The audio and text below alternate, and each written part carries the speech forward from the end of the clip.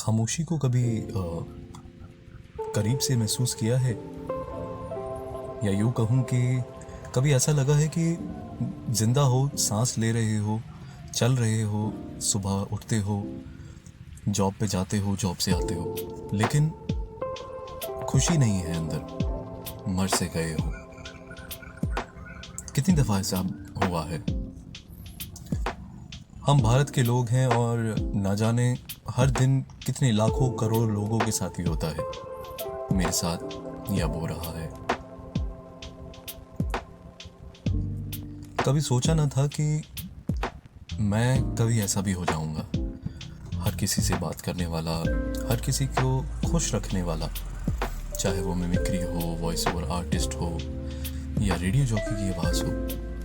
हर वो संभव कोशिश करता था जिससे कि मेरे आसपास के जितने भी लोग हैं वो कभी भी दुखी ना रहे, चाहे उनके कितने भी दुख दर्द हो, लेकिन जब वो मेरे साथ हैं तो उनको मैं हंसाऊं। लेकिन शायद इसी जोकरपने में मैं अपने आप को खोता चला गया, और आज मैं इस मुकाम पे खड़ा हूं कि अब चाहे कोई आए या ना आए, पता नहीं लगता है कि क्या हो रहा है।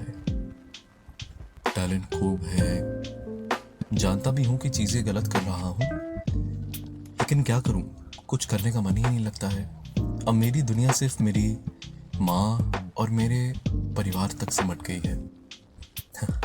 परिवार भी यूं कहूं कि 4 लोग और माँ और मैं। पता ना था कि 2021 मेरी पूरी जिंदगी में सबसे काला साल माना जाएगा। न जाने मैंने कितने लोगों को खो दिया है।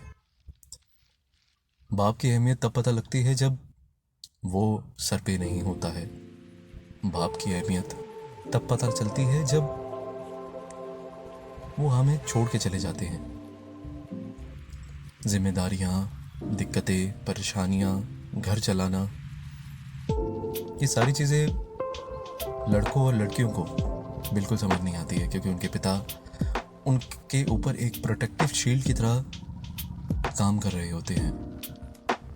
लेकिन तब क्या, जब भगवान उन्हें याद कर ले, जब भगवान कहें कि मेरे पास एक अच्छे फूल की कमी हो गई है, चलो मुझे किसी को अपने पास बुलाना है। कोविड हो,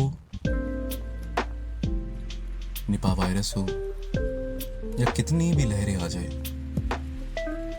जब इंसान का आखिरी समय आता है तब सब कुछ धरा का धरा रह जाता है।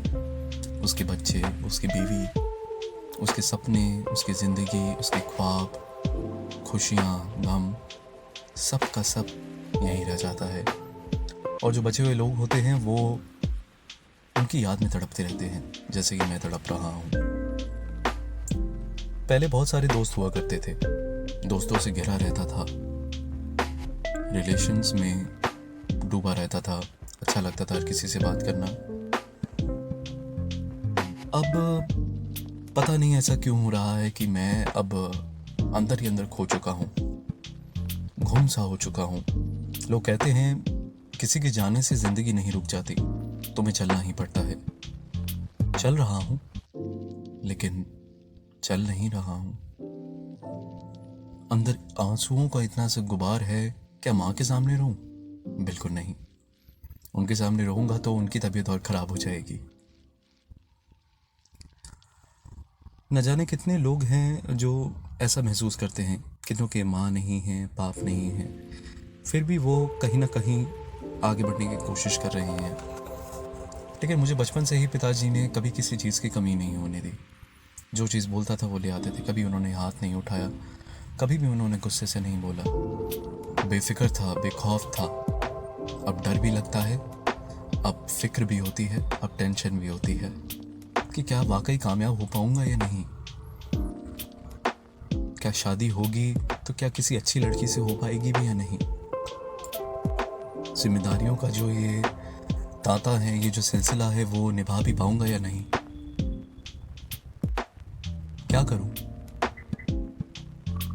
बस आवाज़ रिकॉर्ड करके ही मैं अपने दिल की जो बात है वो बयां कर सकता हूँ। अब तो किसी को कुछ कह भी नहीं सकता। आज पता लगा जो लोग इंट्रोवर्ट होते हैं उनको कितनी दिक्कत होती है अपने एक एक एहसास को सामने वाले को बताने के लिए। मैं एक्सट्रोवर्ट था, अब मैं फुल इंट्रोवर्ट हो गया हूँ। खामोशी, उदासी, अंधेरा न जाने अच्छा सा लगने लग गया है।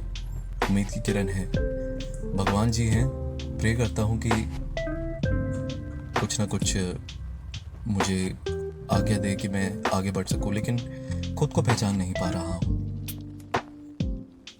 इसी तरीके से अपने दिल और दिमाग की जो बातें हैं वो मैं साझा करता रहूँगा। पता नहीं ये रिकॉर्डिंग्स कोई सुनेगा भी या नहीं, लेकिन एक बात तो ज़रूर तय है कि मैं और आप मिलकर कुछ ना कुछ ज़रूर कर सकते हैं।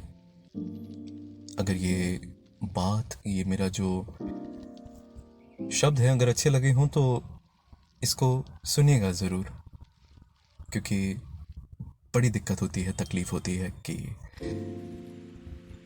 अपनी बात किसी को सामने रखने की, सुनाने के लिए। सहता आया हूँ और सहता जा रहा हूँ, और शायद सहता ही रहूँगा, न जाने कब ये सिलसिला ख़त्म होगा। अलविदा।